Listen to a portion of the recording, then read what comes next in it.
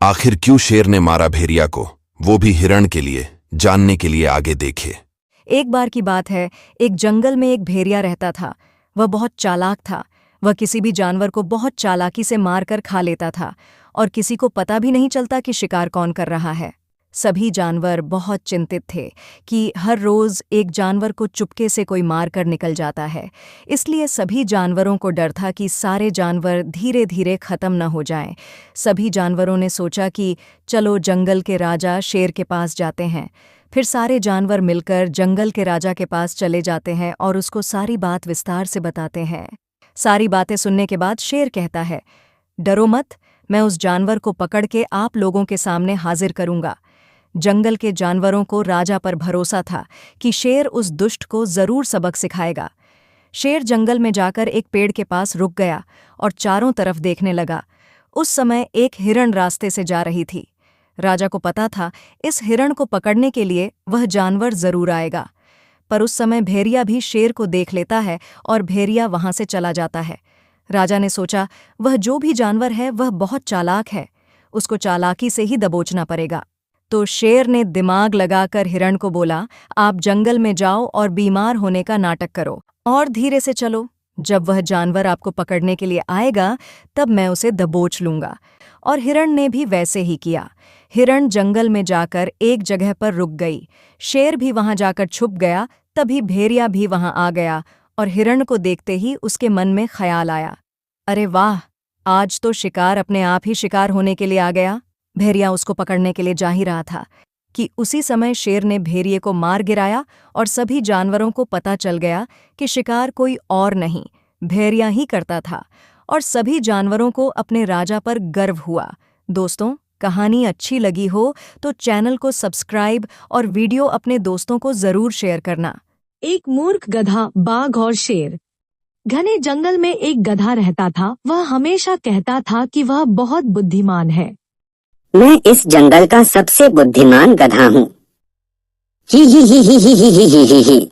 उस जंगल में कोई भी जानवर गधे के साथ मुंह नहीं लग चाहता था, क्योंकि हर कोई जानता था कि वो मूर्ख गधा है। अरे भागो, वो गधा आ गया। अब वो अपने उटपटांग बातें करके हमारा सिर खाएगा। एक दिन गधे ने एक बाघ को देखा और कहा, अरे बाघ, कहाँ जा रहे हो तुम दोस्त? अच्छा एक बात बताओ, क्या तुम्हें पता है कि जंगल में सबसे बुद्धिमान कौन है?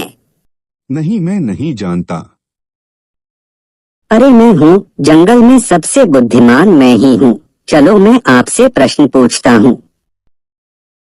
गधे की बात पर बाघ सहमत हो गया और जवाब देने के लिए तैयार हो गया। ये बताओ बाघ, ये घास नीले रंग का क्यों है? गधे की बात सुनकर हैरान होकर बाघ ने कहा, ये घास नीली नहीं हरी होती है। तुम गलत बोल रहे हो, घास नीली होती है और तुम्हें मुझे बताना है कि ये घास नीली क्यों होती है। बाघ भी अपनी बात पर अड़ा हुआ था। दोनों के बीच बहस होने लगी। इसके बाद दोनों ने तय किया कि जंगल के राजा शेर के पास जाएंगे और उससे पूछेंगे कि घास का रंग कैसा होता है। बाघ और गधा दोनों ही शेर के सामने पहुंच गए। आज तुम दोनों यहाँ पर कैसे? आखिर क्या माजरा है? क्या हुआ बाघ, बताओ हमें। तभी गधा जोर जोर से चिल्लाते हुए बोला, महाराज, घास का रंग नीला होता है, लेकिन ये बाघ मान ही नहीं रहा, बहस करे जा रहा है। कृपया न्याय करे और झूठ बोलने पर इस बाघ को सजा दीजिए। शेर ने कहा कि गधा सही बोल रहा है, इसलिए बाघ को 1 साल की सजा दी जाती है। ये सुनकर बाघ और जंगल के सभी जानवर हैरान हो जाते हैं। बाघ तुरंत ही शेर के पास पहुंचा और बोला, महाराज, घास तो हरी होती है, इस बात पर मुझे 1 साल की सजा दे रहे हैं, आखिर क्यों? घास तो हरी ही होती है, ये बात मैं भी जानता हूँ और यहाँ मौजूद बाकी सब भी, लेकिन तुम्हें सजा इस बात की दी जा रही है कि तुम्हारे जैसा बहादुर, साहसी और समझदार प्राणी गधे जैसे मूर्ख प्राणी के साथ बहस कर रहा है। यह गलत बात है, इसी बात के लिए तुम्हें मैं सजा देता हूँ। बाघ को अपनी बेवकूफी और गलती समझ में आई। ध्यान रखो कि कभी किसी भी मूर्ख के साथ बहस नहीं करनी चाहिए। जो भी बुद्धिमान व्यक्ति किसी के साथ बहस नहीं करता, क्योंकि उससे उसी का नुकसान होता है। अगर हम परेशानियों से बचना चाहते हैं तो मूर्ख व्यक्ति से दूर ही रहना चाहिए और उसके साथ बहस करके गलती नहीं करनी चाहिए। गर्भवती हिरण का बच्चा और शेर का हमला। गहरे जंगल में गर्भवती हिरण अपने लिए घर की खोज कर रही थी।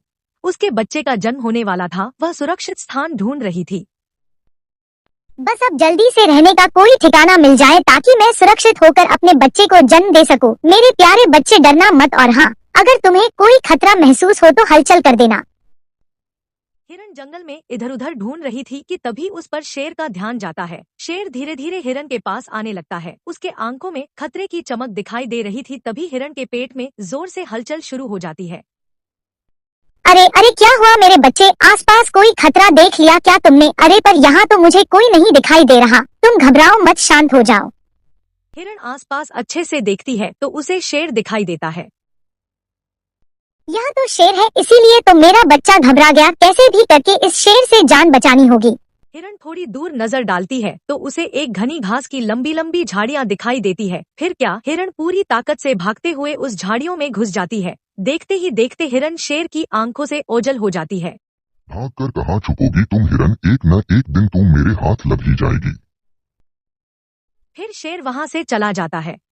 इधर हिरण आराम से झाड़ियों की दूसरी ओर निकलती है, जहाँ उसे एक गुफा दिखाई देती है जो तालाब किनारे थी। वहाँ का माहौल भी बहुत अच्छा था।